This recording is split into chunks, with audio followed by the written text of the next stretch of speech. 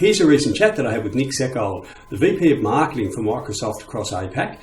And we discussed about how getting the right tools to do work and that the new work environment that we're going through at the moment, and how we can actually look at making people productive. The companies themselves, when you think about it, I was having a conversation with a client today, and almost they're in triage mode. I mean, if they weren't as advanced as, say, Microsoft, where you are, that they're trying to get people home and they're just trying to get them out of the office, safe working from their home. So next stage, and that's the first thing is, as you said, maybe getting them laptops, changing the access. The next stage is to sit down and go, okay, how do we make them productive?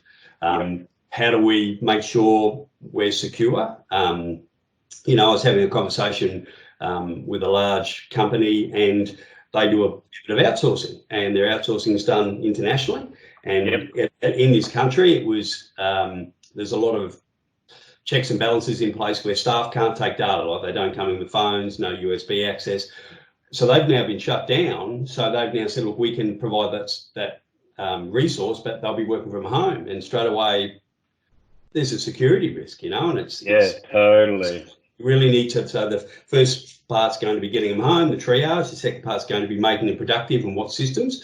The third part, I think, will be out the other side and say, okay, so how does this work going forward? What does it look like? And that's, again, discussions with staff and clients and an analysis of how we went through it, I guess. Some of it'll be.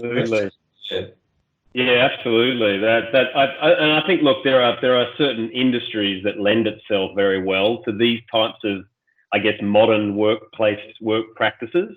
But then there are others that are just A, not set up, and B, that they can't work from home. So, I guess I feel for those businesses like retail, for example, that need people. Now, you could argue that a lot of these companies probably should have spent a bit more time and effort on their internet exposure, on their e-commerce.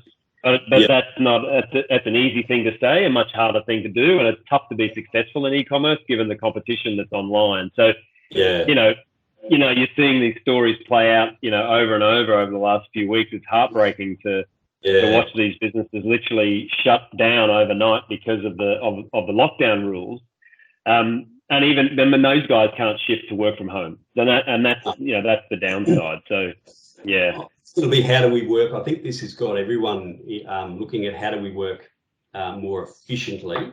And obviously there are ways in, a lot of it will be around how do we take the efficiency of someone working and dealing with a client and the data that we get in our back room. Because most businesses have a back end that could be offsite, that doesn't deal with clients, but they're not face to face. And I think that's probably the next evolution from there.